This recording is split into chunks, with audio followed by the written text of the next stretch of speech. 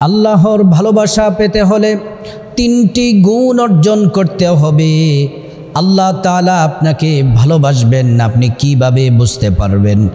আল্লাহর প্যারা নবী মুহাম্মদ সাল্লাল্লাহু আলাইহি ওয়াসাল্লাম বলেছেন, তোমরা যদি আল্লাহ পাকের ভালোবাসা পেতে চাও তাহলে তিনটি গুণ অর্জন করতে হবে। আল্লাহ পাক যদি বান্দাদেরকে ভালোবাসেন, আল্লাহ তাআলা কিভাবে কি উপহার দেন?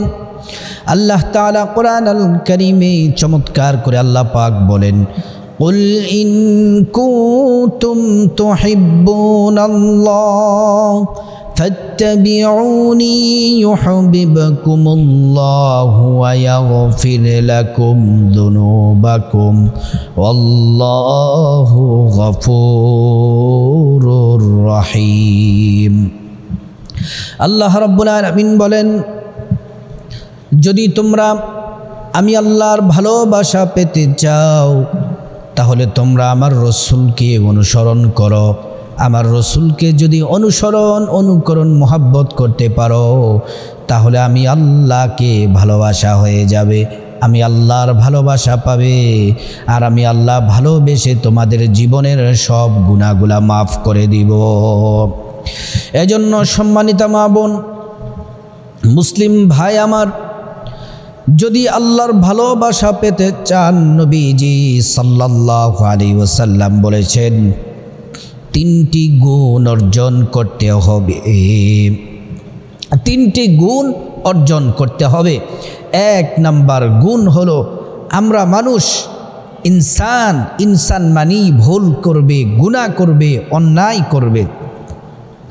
গুনাহ করার পরে আপনার অন্তরে আল্লাহর ভয় চলে আসে, আল্লাহর ভয় আপনার অন্তরে চলে আসে, আর আপনি তওবা করার জন্য আপনার মনটা ছটফট করে। যারা গুনাহ করার পরে আল্লাহর কাছে তওবা করার জন্য পাগল হয়ে যায়, আল্লাহ পাক তাদেরকে আল্লাহ রাব্বুল আলামিন ভালোবাসেন।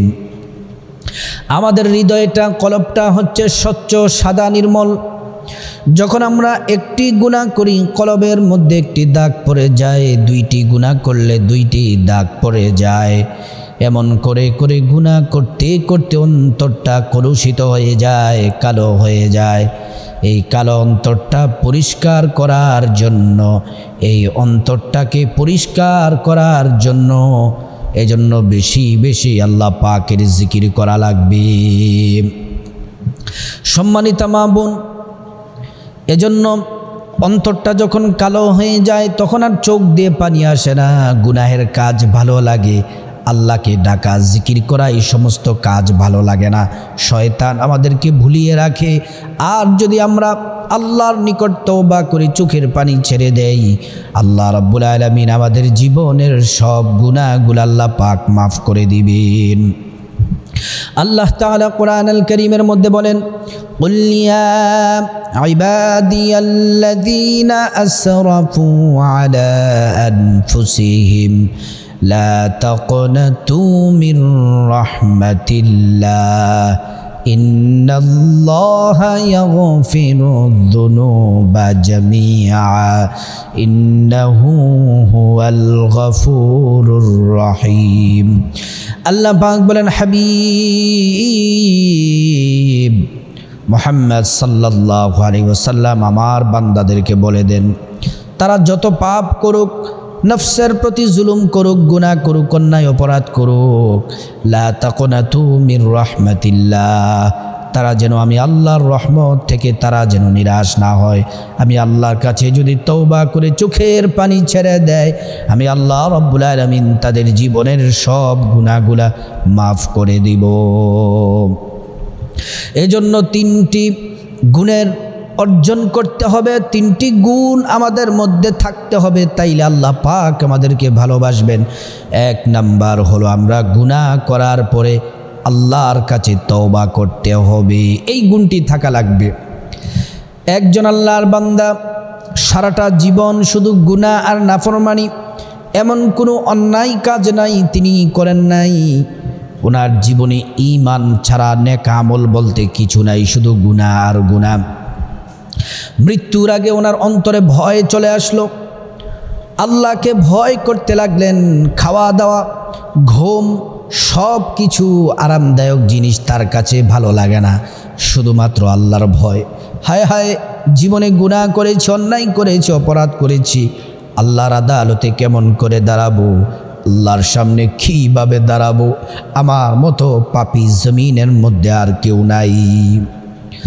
আল্লাহর বান্দা, ওনার কয়েকজন সন্তান ছিল, সন্তানগুলাকে ডাকলেন, বসালেন, বললেন, বাবা আমি অনেক গুনাহ করেছি, অন্যায় অপরাধ করেছি, আমার মৃত্যুর সময় চলে আসছে। সন্তানেরা শোনো, আমি যদি মারা যাই, আমার লাশটাকে আগুন দিয়া জ্বালাইয়া পোড়াইয়া ছারকার করে দিবা, ছাইগুলাকে একত্রিত করে সব ছাইগুলাকে দুইটা ভাগে ভাগ করবা, এক ভাগ ছাই বাতাসে উড়াইয়া দিবা, আরেক ভাগ ছাই গভীর সমুদ্রে গিয়ে, সমুদ্রের মাঝখানে গিয়ে সমুদ্রের ঢেউয়ের মধ্যে ছড়িয়ে ছিটিয়ে দিবা। লোকটি মারা গেল, সন্তানগুলা ওনাকে আগুন দিয়ে জ্বালিয়ে পুড়িয়ে ছারকার করে ফেললো, ছাইগুলাকে দুই ভাগ করলো, এক ভাগ বাতাসে উড়িয়ে দিল, আরেক ভাগ সমুদ্রের মাঝখানে ফেলে দিল। এবার আল্লাহ পাক হুকুম করলেন, ছাই, সব ছাইগুলাকে আল্লাহর হুকুমে আল্লাহ তাআলা একত্রিত করলেন। আল্লাহ তাআলা আবার তাকে মানুষ রূপ ধারণ করলেন। আল্লাহ পাক বলেন, বান্দা কি কারণে আগুন দিয়ে নিজেকে পুড়িয়েছ? বলছে, মালিক আমার মতো পাপী, আমার মতো গুনাহগার আর কেউ নাই, আপনাকে ভয় করি, কি করে আপনার সামনে দাঁড়াবো, আমার মতো পাপী কিভাবে আপনার কাছে সামনে দাঁড়াবো?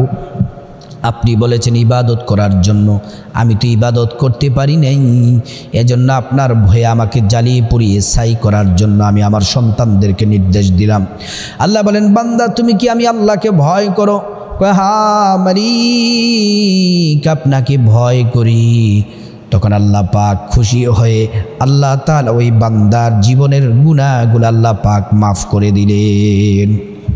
তিনটি গুণের এক নাম্বার গুণ হলো, আপনি যদি গুনাহ করেন, তওবার জন্য যদি আপনার মন ছটফট করে, তখন বুঝবেন আল্লাহ পাক আপনাকে ভালোবাসেন।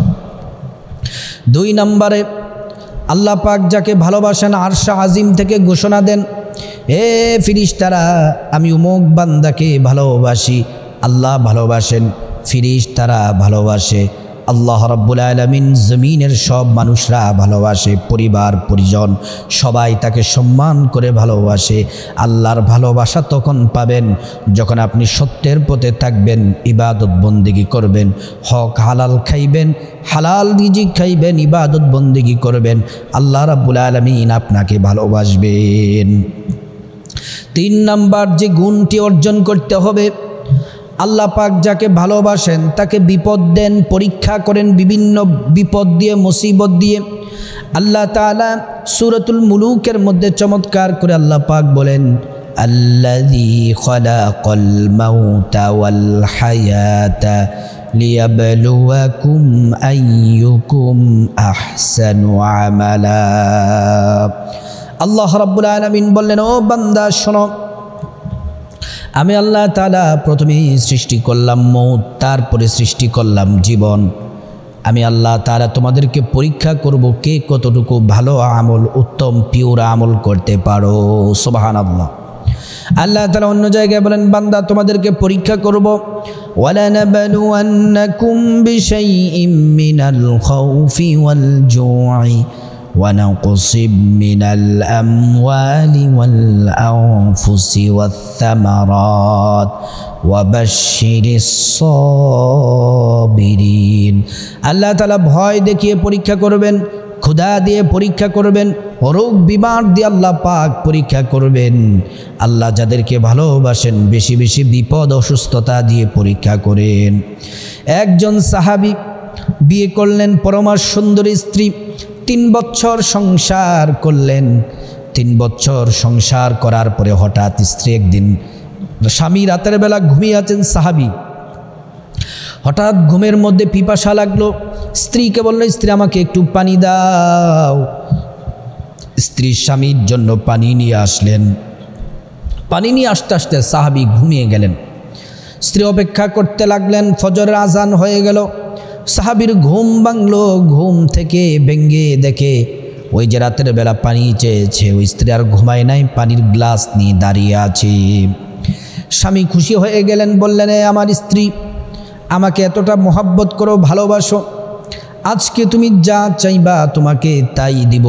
স্ত্রী বলল, স্বামী সত্যি কি আমি যা চাই আপনি তাই দিবেন? বললেন, হ্যাঁ, আমি আপনার কাছে তালাক চাই, আমাকে আপনি ডিভোর্স দিয়া দেন, তালাক দিয়া দেন।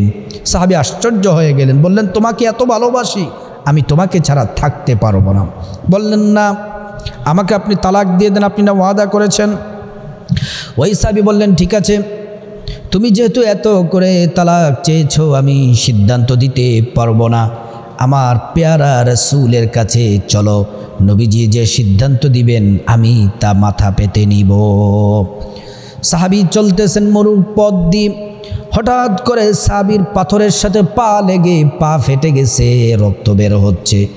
এবার স্ত্রী তার কাপড় থেকে একটু কাপড় ছিঁড়ে স্বামীর পাটা ব্যান্ডেজ করে দিলেন। এবার বললেন, স্বামী আর নবীজির কাছে যাওয়া লাগবে না, চলেন চলেন বাড়িতে চলেন। স্বামী বললেন, না, চলো আমরা নবীজির কাছে যাই, নবীজি যেটা দিবেন সেটাই আমি মানব, শুনব। ওই স্ত্রী রেখে বলেন, স্বামী 3 বছর আপনার সাথে ঘর সংসার করি, আপনি মোহাব্বত করেন, ভালোবাসেন, যখন যা চাই তা দেন, কিন্তু আমি একটি বিষয়ে আপনার উপর অসন্তুষ্ট ছিলাম। এই 3 বছর আপনার কোনো অসুস্থতা আসেনি, বিপদ আসেনি। আর নবীজি বলছেন, আল্লাহ যাকে ভালোবাসেন বিপদ দেন, অসুস্থতা দেন, আপনি অসুস্থ হন না, বিপদও পড়েন না। আমি ভেবেছিলাম আপনার প্রতি আল্লাহ পাক অসন্তুষ্ট আছেন, সেজন্য আমি আপনার কাছ থেকে ডিভোর্স চেয়েছি। আমি এমন লোককে আমি স্বামী হিসাবে মেনে নিব যাকে আল্লাহ ভালোবাসেন। এইমাত্র আপনি পাথরের সাথে আঘাত খেয়ে পা আপনার ফেটে গেছে, আল্লাহ তাআলা আপনাকে নিশ্চিত ভালোবাসেন, আমাকে তালাক দেওয়া লাগবে না, আমি আপনার সাথে সারাটা জীবন কাটিয়ে দিতে চাই। আল্লাহ পাক যাকে ভালোবাসেন এমন করে পরীক্ষা করবেন, বিপদ দিয়ে দিয়ে আল্লাহ তাআলা পরীক্ষা করবেন। এই 3টি গুণ থাকলে মনে করবেন আল্লাহ পাক ভালোবাসেন। আল্লাহ রাব্বুল আলামিন আমাদের সবাইকে এই 3টি গুণ অর্জন করার আল্লাহ পাক তৌফিক দান করুন।